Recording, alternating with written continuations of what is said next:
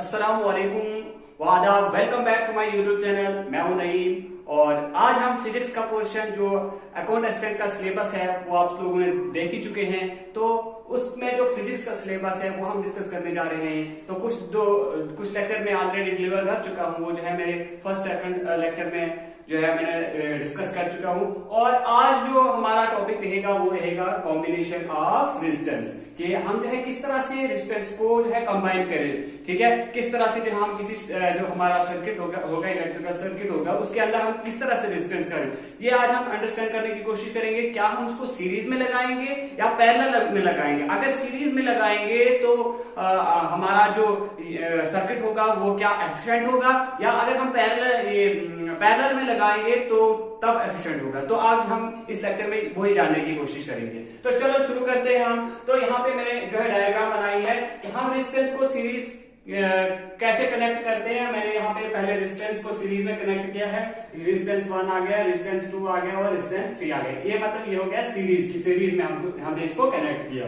तो इसमें हमने बैटरी लगाई। तो यहां से अब क्या है, जो जब हम सीरीज में इसको कनेक्ट करते हैं तो हमारी जो वोल्टेज, या आपने हमेशा याद रखनी है कि वोल्टेज जो है वेरी करती है। उसमें जो सर्किट होगा, जब भी सीरीज में जो सर्किट होगा जिसमें रेजिस्टेंस लगे होंगे तो वहां पे वोल्टेज जो है वेरी करेगा, करंट जो है बिल्कुल सेम रहेगा थ्रू आउट द सर्किट। तो यहाँ पे देखो वोल्टेज V1, V2, V3 इसलिए मैंने लिखा हुआ है क्योंकि जब ये वोल्टेज यहाँ से चली जाएगी करंट तो सेम रहेगा, लेकिन जैसे जैसे वो रेजिस्टेंस में से चलता जाएगा तो जो है वोल्टेज जो है वेरी करता जाएगा। तो इसी तरह से अगर हम पैरेलल वाले में देखेंगे तो यहाँ पे क्या होगा, यहाँ पे उलट होगा कि जो हमारी करंट है वो जो है वेरी करेगी, लेकिन जो वोल्टेज है वो क्या रहेगी, बिल्कुल सेम रहेगी थ्रू आउट द सर्किट। तो अब हम बात करेंगे कि फ्रॉम ओम्स लॉ हमें क्या कहता है। अगर हमने इस सर्किट को रिप्लेस करना है बाय एन इक्विवेलेंट सर्किट, जिसको मैंने क्या कहा है, मतलब एक रेजिस्टेंस को, 3 रेजिस्टेंस को रिप्लेस करेंगे हम एक रेजिस्टेंस से, तो वो जो है मैंने नाम दिया है उसको RS। तो इसको हम कहेंगे इक्विवेलेंट रेजिस्टेंस इन सीरीज। तो अगर हमने उसको रिप्लेस करना है तो वो कितनी वैल्यू आ जाएगी, तो कितना रेजिस्टर हमें लगाना पड़ेगा इन 3 के बजाय, वो हम जानने की कोशिश करेंगे। तो ठीक है, तो हमने सबसे पहले लिखा कि वोल्टेज है डिफरेंट होगी V=V1 plus V2 plus V3। अब हमें पता है फ्रॉम ओम्स लॉ हमें क्या कहता है कि V voltage is equal to current into resistance. तो उसके बाद अगर हम यहां से देखेंगे, इस सर्किट को देखेंगे तो यहाँ पे अगर हम ये लगाएंगे ओम्स लॉ तो V इज इक्वल टू क्या किसके बराबर आता है हमारा, V is equal to I R और S। ठीक है, तो अब हम क्या करेंगे कि ये जो हमारा ये है ना इक्वेशन फर्स्ट, इसको बोलेंगे, और ये आ गई हमारी इक्वेशन सेकंड आ गई हमारी ये। ओके, इसको सेकंड इक्वेशन कहेंगे। तो ये जो वोल्टेज है ना इसको हम पुट करेंगे जो हमारी फर्स्ट इक्वेशन है ना इसमें हम जब पुट करेंगे तो ये क्या आ जाएगा, V की जगह लिखेंगे IRS which is equal to V1। तो यहां इसकी जगह V1 की जगह क्या लिखेंगे, IR1, क्योंकि करंट जो है सेम रहेगी थ्रू आउट द रेजिस्टेंस 1 से जब करंट है वही करंट है, प्लस रेजिस्टेंस 2 से जब करंट जा रही है तो सेम करंट है, प्लस रेजिस्टेंस 3 से जो करंट जा रही है वो क्या है, बिल्कुल सेम है। अब आप यहाँ पे देख रहे हो both side of the equation क्या है, हमारा करंट जो है बिल्कुल सेम है। तो हम करंट को क्या करेंगे, यहाँ से कॉमन निकालेंगे तो ये बन जाएगा I×RS which is equal to, current हमारी बाहर आ गई ब्रैकेट के, R1 plus R2 plus R3। तो अब हम क्या करेंगे, करंट जो है ये और ये कट जाएगा, या अगर हम इसको यहां लेके जाएंगे इसके डिवीजन में आ जाएगा तो दोनों जो है कट जाएंगे। तो हमारे पास जो रेजिस्टेंस की वैल्यू आ गई, जो यहाँ पे रेजिस्टेंस है RS which is equal to R1 plus R2 plus R3। तो ये आ गया हमारा जो सीरीज, जब हम सीरीज में उनको कनेक्ट करते हैं तो उसकी वैल्यू कितनी आ जाती है। इसका मतलब क्या हो गया कि अगर हमने यहाँ पे रेजिस्टेंस की वैल्यू कितनी रखी, 2 रखी, यहाँ पे भी 2 और यहाँ पे भी 2। अब हमें देखना कि हमें कितना रेजिस्टेंस है रिप्लेस करना है, इन 3 की जगह कितना हम रेजिस्टेंस को है रिप्लेस करेंगे। तो हम क्या करेंगे, 3 plus 2 plus 2 plus 2 that is equal to 6।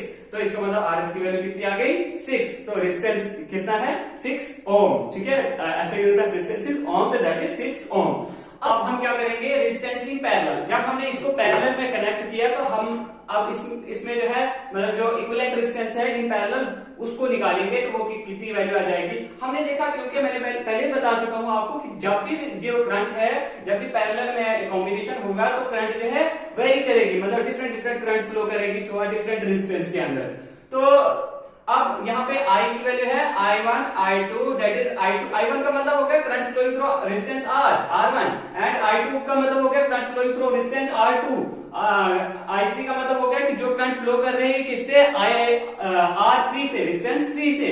तो अब हमने इसको लिखा कि that is total current that is equal to I1, I2, I3 from Ohm's law V is equal to IR।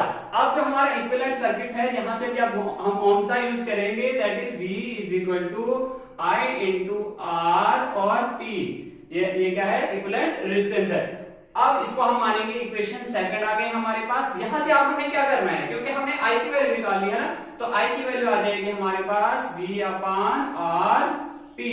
अब जो ये वैल्यू आ गई थी इक्वेशन थर्ड हमारे पास, इस I को हम पुट करेंगे इक्वेशन फर्स्ट में। तो जब हम इसको यहाँ पे पुट करेंगे I की वैल्यू हमारे पास V upon R P which is equal to I1 कितना आ जाएगा, चार्ज I1 आ जाएगा, ये आ जाएगा V अपान R1 प्लस V अपान R2, वोल्टेज सेम है ना, तो प्लस V अपान R3।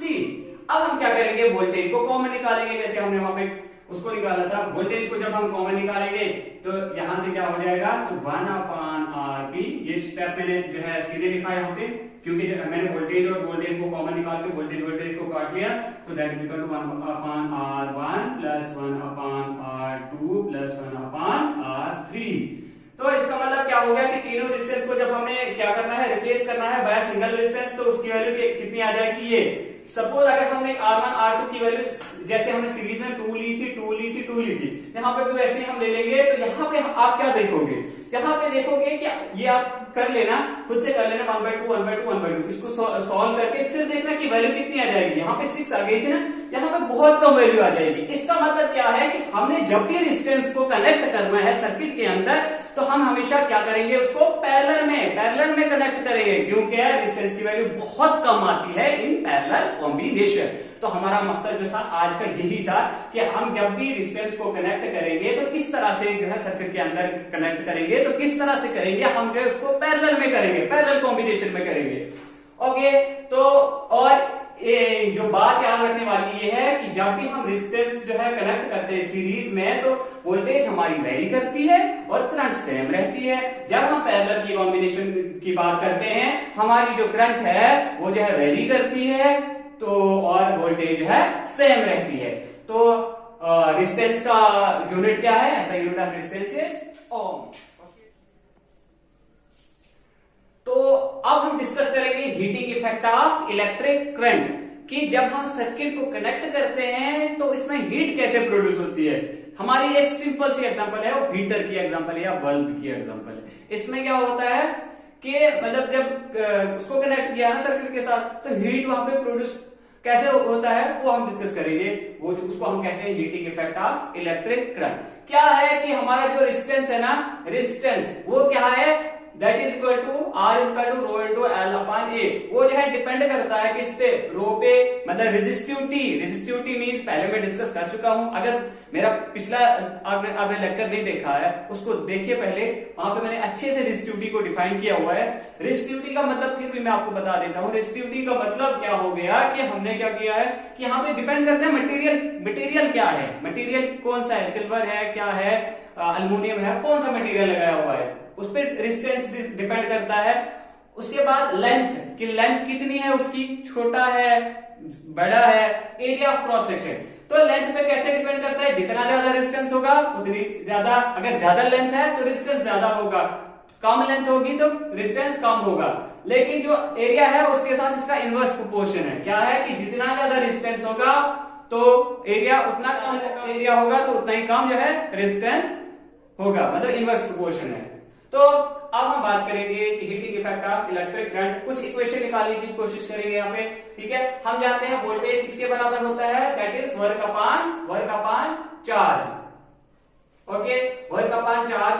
अब जो वर्क है ना यहाँ पे वर्क, क्योंकि जब भी चार्ज मूव करता है तो उसमें सर्टेन एनर्जी लगती है ना, उसको हमने वर्क से डिनोट किया है। तो एनर्जी जो है that is in the form of a heat. Heat क्या है? Form of energy. इस डब्ल्यू को हमने डिनोट किया एच के साथ, दैट इज हीट। तो यहां से W that is equal to V into Q, यहां से ये निकाला।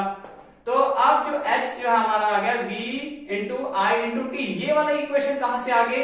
ये जो है हमारे पास जो करंट होती है ना that is equal to charge upon time. Current is equal to charge upon time. यहां से हमने क्या किया कि इसको क्रॉस मल्टीप्लाई किया तो क्यू की वैल्यू हमारे पास आ गई I into current into time. Charge that is equal to current into time.